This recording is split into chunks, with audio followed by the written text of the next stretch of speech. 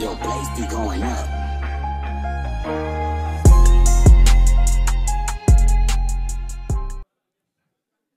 Coucou, j'espère que vous allez bien. Donc aujourd'hui, on se retrouve en live. Je m'appelle Benilus et aujourd'hui, je vais vous présenter l'émission qu'on a faite dans le cadre de l'événement T'es moi ce que j'ai. Et donc du coup, pour le grand retour du département des ados des événements, je suis avec deux adolescents. Présentez-vous.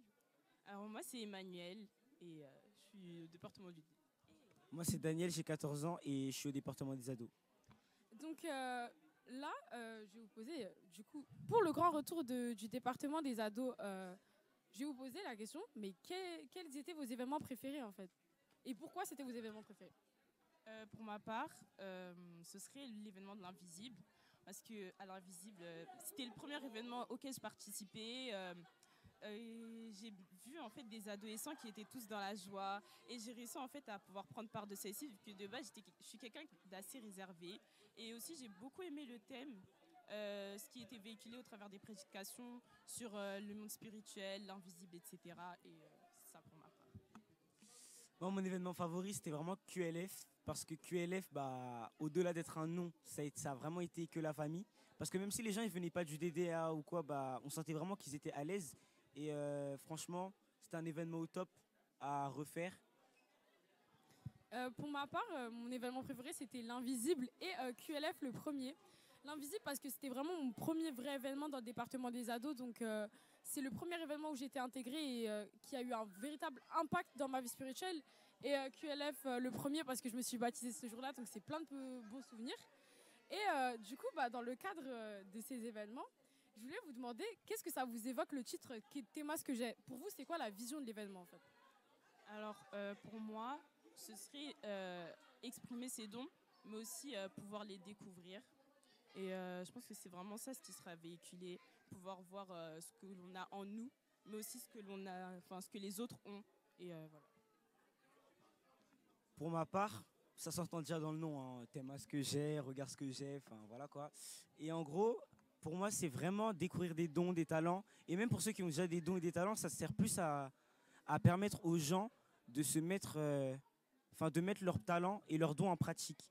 Et même pour ceux qui pensent ne pas en avoir, bah, à en découvrir et même pouvoir expérimenter ces dons quelques jours après.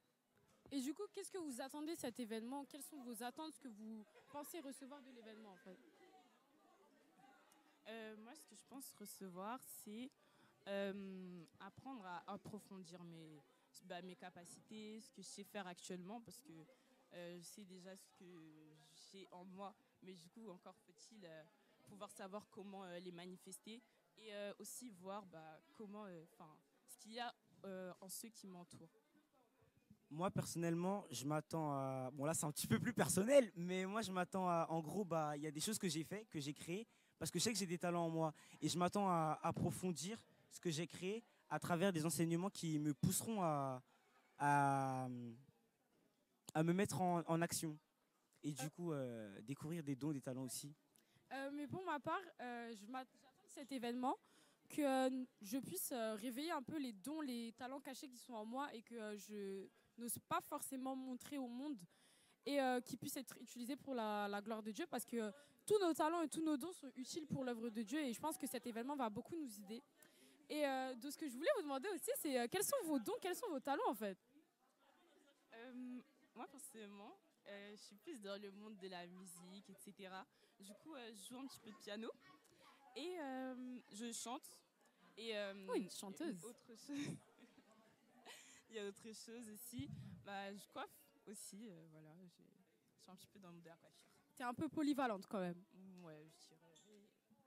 Et toi, Daniel, quels sont tes talents? Moi, je sais cuisiner. Je cuisine vraiment, mais vraiment bien, sans vouloir m'en vanter. Hein. Je coiffe à mes heures perdues. Je sais dessiner. Tout ce qui est artistique, je gère en tout cas. Franchement, je gère tout. Tout. Tu vas mettre un truc, je gère. Bah, vous voyez qu'au département des ados, on a des ados assez polyvalents.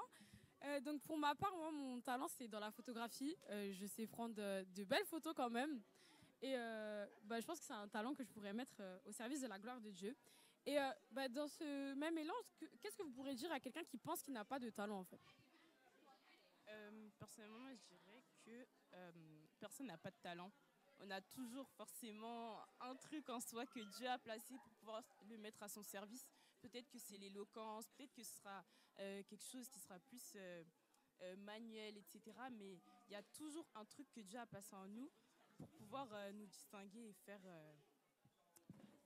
manifester la gloire de Dieu. Moi, je dirais, on est sur Terre, mais on n'est pas sur Terre pour rien. Tu peux pas être sur Terre sans avoir de talent, sans avoir de dons. En fait, les dons et les talents, c'est des choses que tu as, mais tu ne sais pas. Il faut que tu puisses aller les chercher, il faut que tu puisses creuser, en fait. Parce que tu peux pas prétendre être né, pourtant sans rien faire, sans avoir de talent, pourtant être inutile, c'est pas possible. Tu as forcément un don, un talent que tu dois aller chercher, en fait.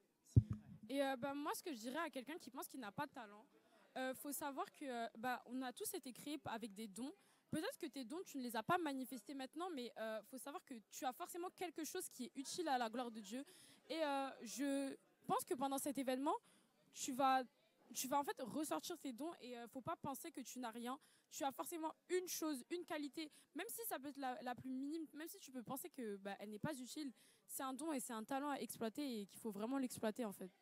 Et du coup, je voudrais vous demander, qu'est-ce que vous direz à quelqu'un qui hésite à venir à cet événement? T'attends quoi, en fait? T'attends quoi? T'attends quoi? T'attends quoi? C'est quoi ton problème? T'attends quoi? T'attends quoi? T'attends quoi? Non mais sérieux, t'attends quoi? C'était très agressif, mais je pense qu'il voulait dire par là que, en vrai, c'est une occasion à ne pas manquer pour justement ces personnes-là qui ne savaient pas forcément ce qu'il y avait en soi, justement prendre cet événement comme un rendez-vous avec Dieu et pouvoir dire encore, je m'attends à pouvoir recevoir ce que j'ai en moi. Je ne veux pas aller et vivre en pensant que je n'ai rien et que je n'ai pas forcément de distinction. Moi, franchement, je te dis, viens. Viens, t'as rien à perdre. Vraiment, t'as vraiment rien à perdre. T'as tout à prendre, tu viens, tu prends, ici, en fait. Moi, tu laisses rien en fait. Venez, on vous accepte comme vous êtes. On va vous accepter, vous allez venir d'une manière, vous allez ressortir transformé. C'est sûr que moi, je vous dis vraiment, venez, c'est une expérience. On a tous fait l'expérience des événements du département des ados. Vraiment, en tant que témoignage vivant de ce qu'on peut vivre au département des ados pendant les événements, moi, je vous invite vraiment à venir. Et donc, du coup, c'est la fin de l'émission. Merci de nous avoir suivis. Merci d'avoir écouté toutes nos questions. Et franchement, si tu veux savoir plus sur ton talent, viens le 13 avril. La devise, tout prendre sans rien laisser. Venez. Zéro.